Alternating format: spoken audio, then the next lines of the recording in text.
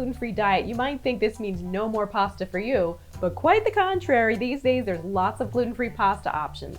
One of the options is mung bean pasta.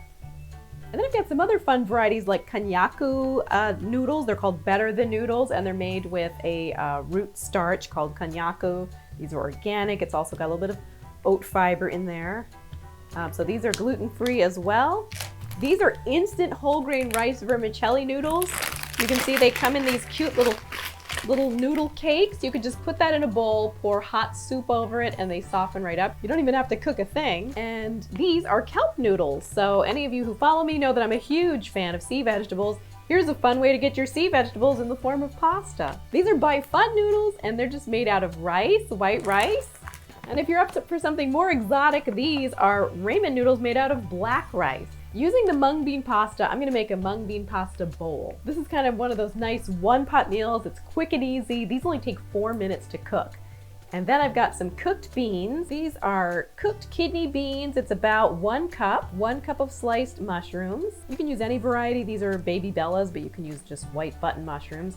Here I've got roughly, this is about 3/4 of a cup of matchsticks, carrot matchstick. Then I have a 1/2 cup of chopped parsley. You can use good old sea salt, or you can use tamari or shoyu soy sauce, or even a soy-free option, which is coconut aminos. And then I've got some delicata squash sliced and 2 cloves of garlic minced. Then I'm gonna be flavoring it with a little bit of some sesame oil and brown rice vinegar.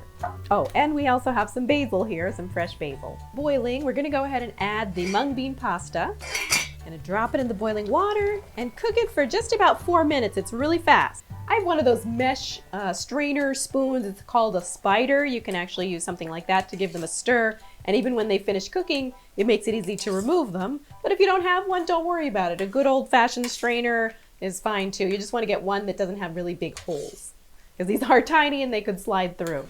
I have everything chopped up and ready to go except the basil. The basil, I'm just going to gently pull off the stems and then just give it kind of a coarse chop.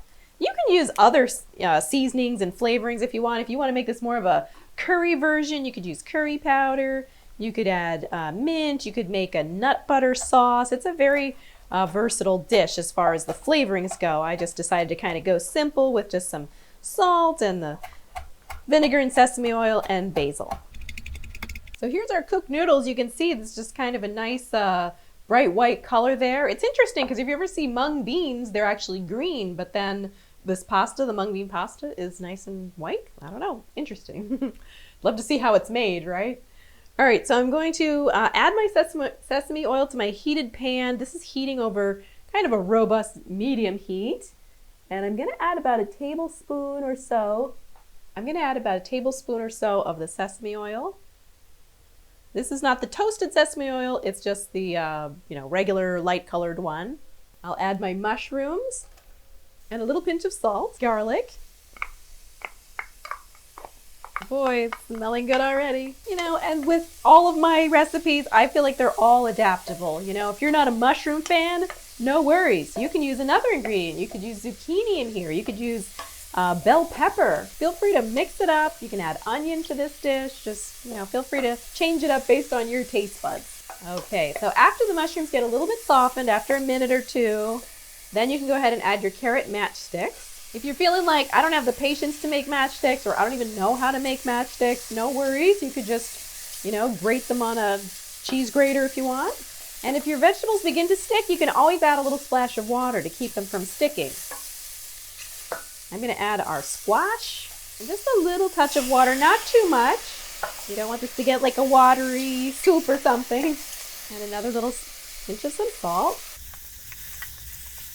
This is kind of just like a quick stir-frying type of cooking. If you want to, you can always cover it to help the vegetables cook a little faster, but it's not necessary. I'm going to add one more little touch of our water, or you could use vegetable broth.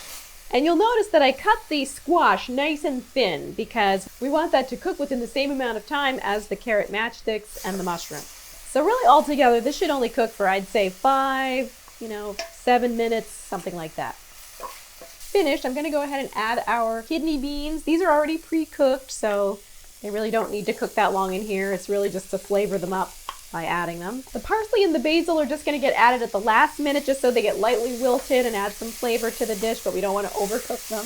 It's interesting, parsley in some recipes is actually treated more like a main feature vegetable, like in some Persian dishes and also in tabbouleh. It really plays a central role rather than just being a garnish.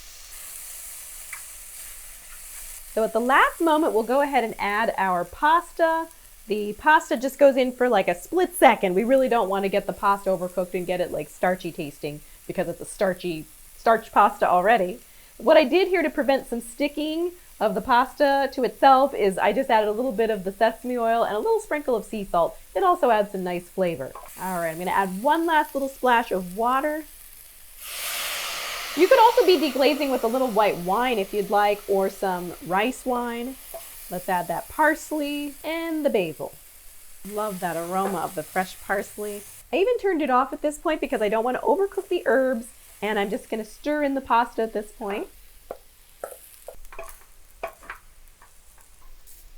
So now I'm just tossing the pasta with the vegetables. I'm going to add a little sprinkle of our brown rice vinegar. Just a touch. We don't want this to get sour tasting. It just adds a nice balance of flavor. So I'm just going to add a little bit of sea salt too for flavor, or as I said, you can use tamari or that coconut aminos to get more of a soy type of flavor in there. But in this case, I'm just using the salt. Now, if you're using soy sauce, just know that if you're really totally gluten-free, you wouldn't want to use the shoyu necessarily. You'd want to use just the tamari soy sauce. Okay, so I've got some nice colors and flavors and textures and seasoning going on in there. Now it's time to transfer it to our serving bowl.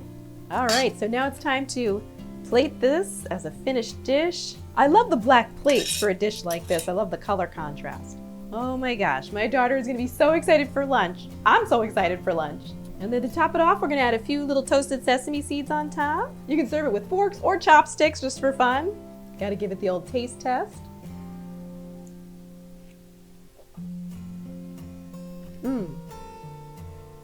It's so good. So flavorful, light. So now that the parsley's out of my teeth, I can talk to you guys again after chewing that little sample amount. This is so yummy and delicious. It only took 10 minutes or less. This is a fast, healthy option for you. I hope you enjoy it. So if you found this video helpful, give it a thumbs up and subscribe to my channel. And I hope you enjoy this dish.